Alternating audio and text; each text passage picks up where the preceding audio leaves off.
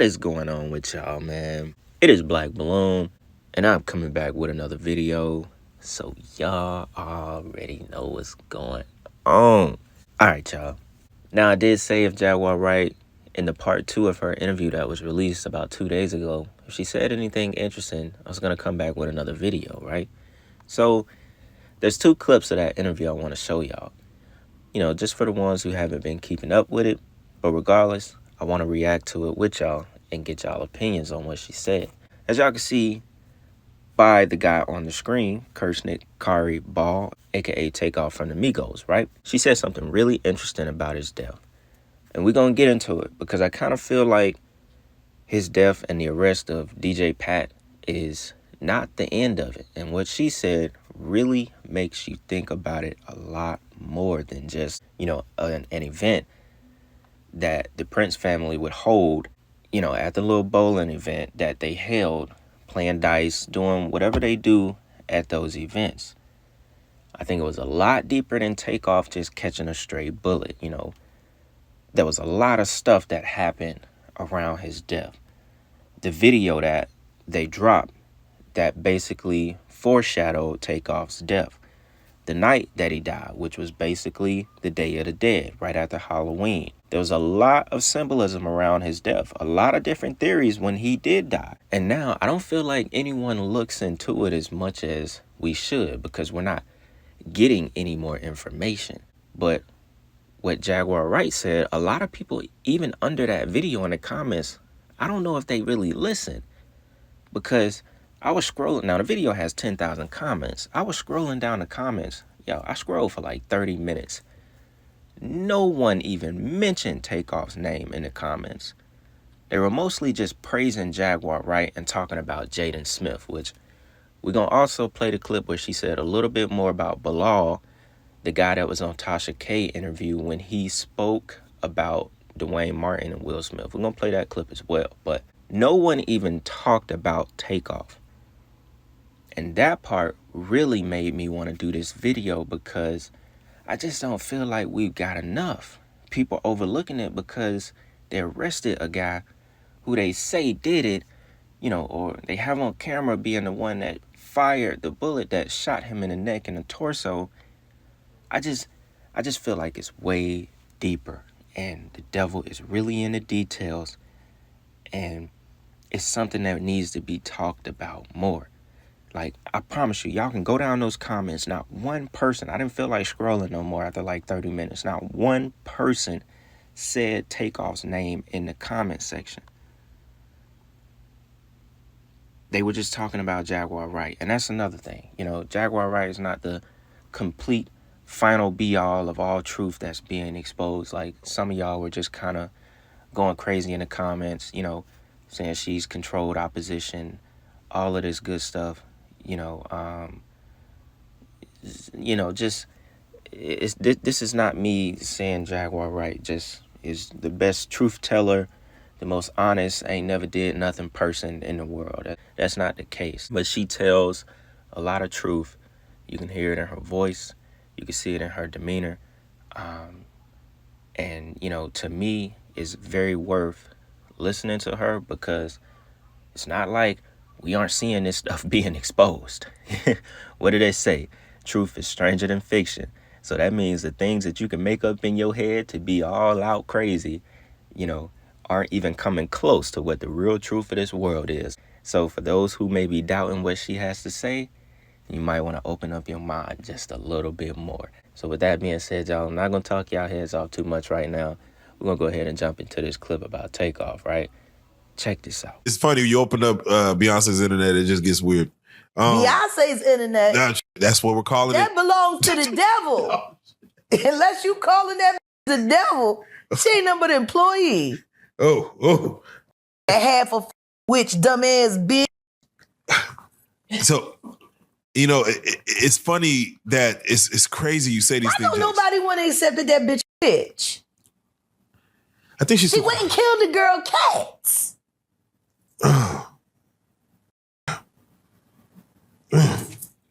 Okay. A girl went to court and charged her with extreme witchcraft. She She was hypnotized. She was drugged. Beyonce came and she was in there eating on her and shit while she was asleep. You know, snacking on his bitch, killing people cats. And guess what? They wouldn't give her the restraining order. They just told her to stay away from Beyonce and work for somebody else. Guess what? She's having a hard time finding work too. Which is interesting because she's a brilliant musician. And she was trained at the esteemed Berklee College of Music. Handpicked by my very good friend, Tory Lanes, Dr. Tory Lanes, who put together Beyonce's entire female band, which was Matthew Knowles' idea because he couldn't get Beyonce to stop people. Guess you didn't know your daughter well enough because she just started all the girls. Impulse control issues? I don't know. What makes you so vocal? Like, I'm tired. he just I just want to skip to the end. All this shit is fucked up. All you niggas is weird.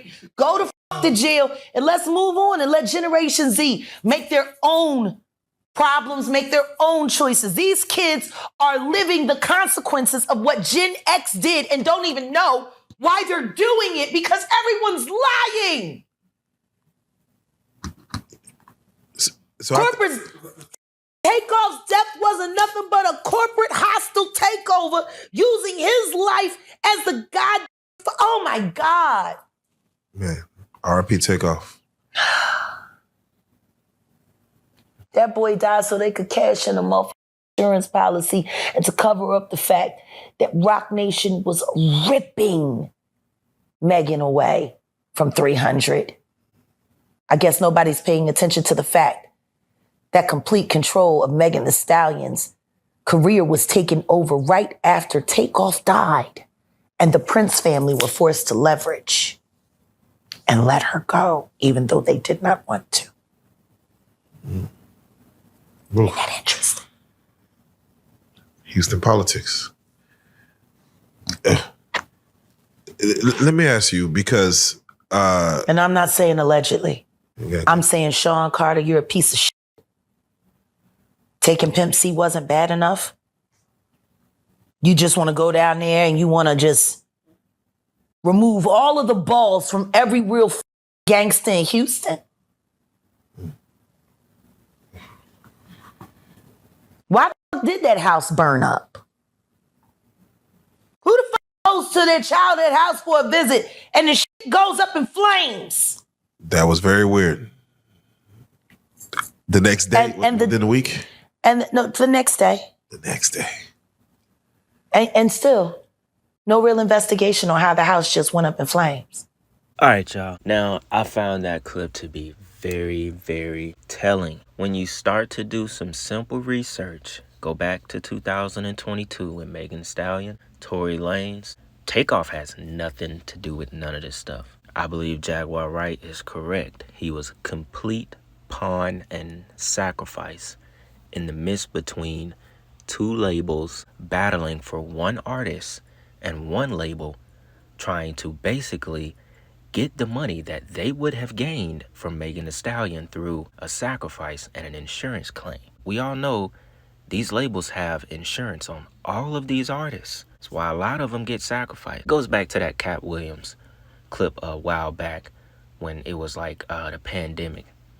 And, you know, he was talking about money being basically at the end of all these stuff, all these rappers dying in their own city. Somebody made something. Somebody had this amount of money on the line. You know, now the parent don't got to deal with the label, blah, blah, blah. Like, this was Cat Williams saying that. The label usually rakes in hella bread, right? So it all makes sense. And this is why I said people need to talk about this more, because nobody's talking about this no more. But guess what, though? You know what's crazy? She is absolutely right. Because in December 2022, just basically weeks, a month after Takeoff died, Tory Lanez gets convicted on all counts. Remember, he didn't get sentenced until last year. And it's crazy they gave him 10 years. And that was all Roc Nation's doing. He got convicted in December, a month after Takeoff died. Then Megan Thee Stallion parted ways with 1501, that label that was owned by that baseball player and Jay Prince and 300 Entertainment.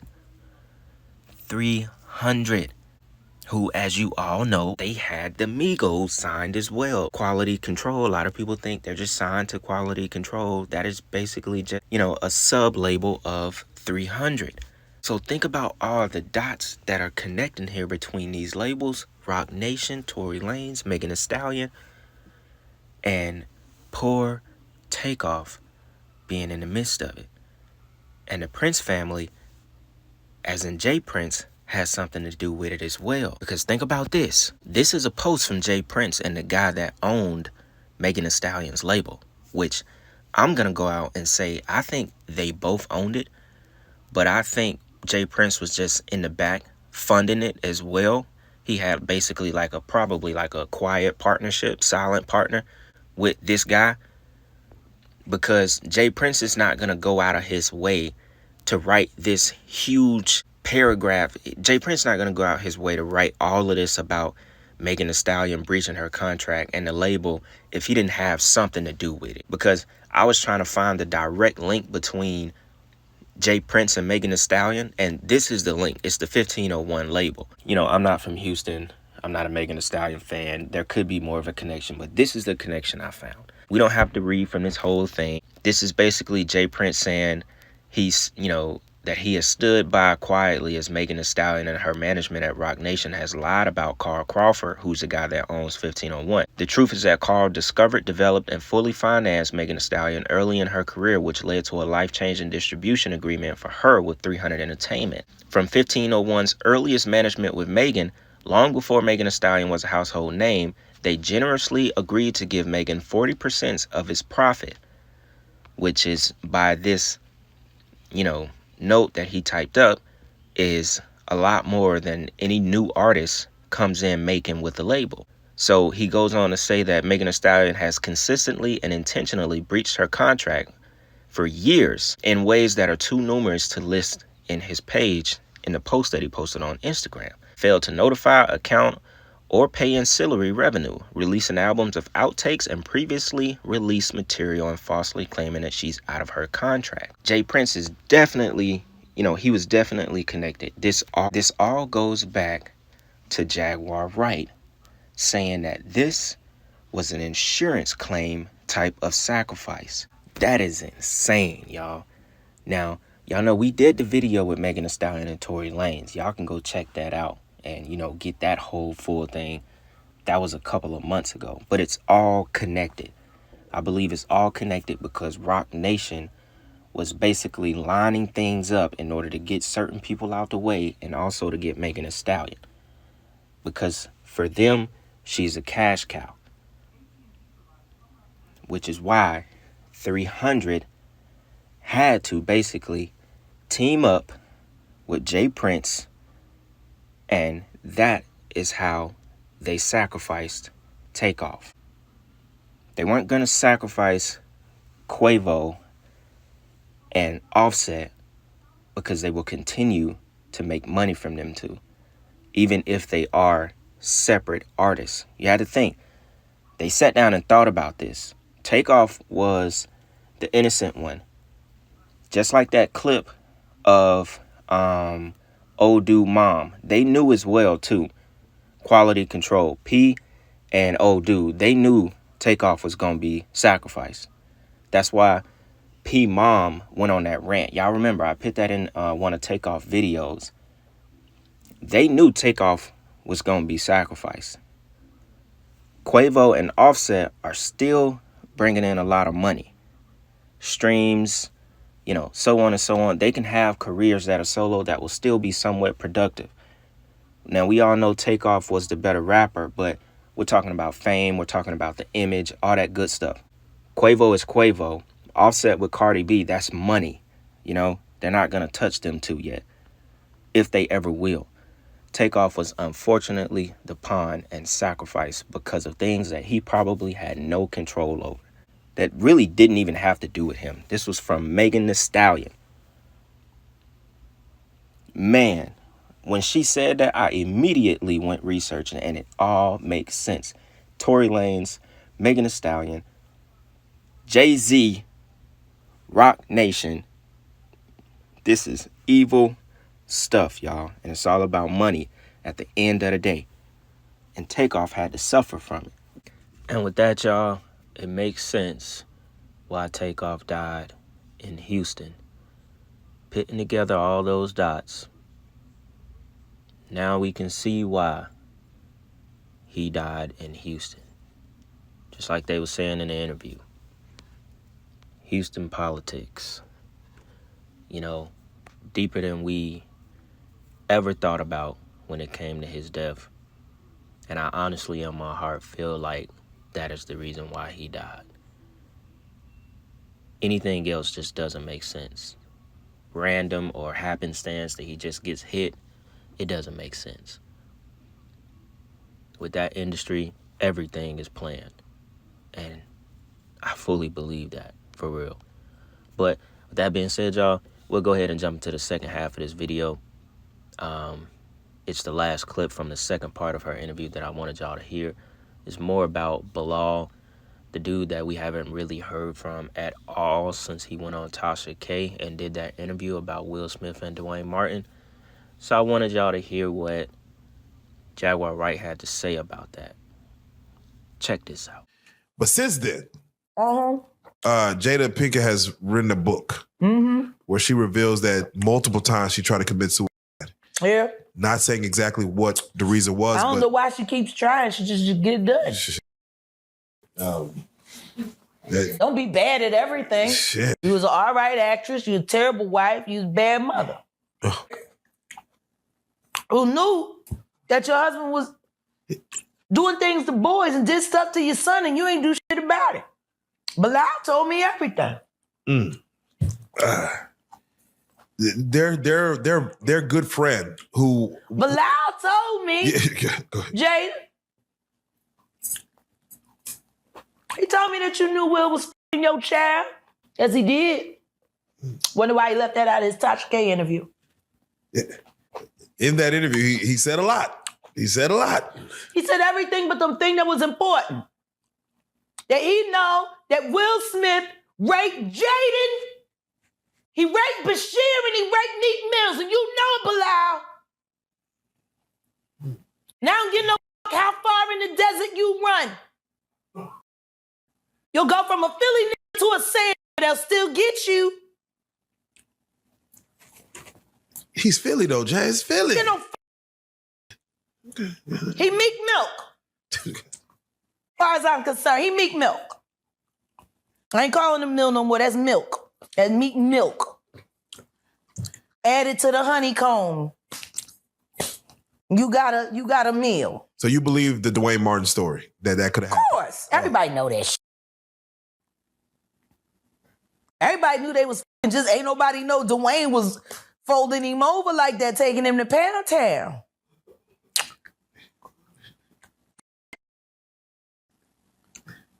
And all these black running around marrying these sitting there convincing other women to go chase a fag. Go get you. Yeah. Look at my isn't he? Can you imagine if these told the truth about their relationships? I want you to meet my husband. He a fag. Would you like to come over? I'll make cookies. Now, Jag, you know... That's what these is doing. Hey, young man, come on over. My husband just wants to touch you for a little while on camera. Now, I heard a video on YouTube a while back, maybe just a couple of months ago, but it was one of those AI-sounding YouTube videos that I didn't watch the whole thing, and it was talking about Brashear Gray, P. Diddy, and Will Smith.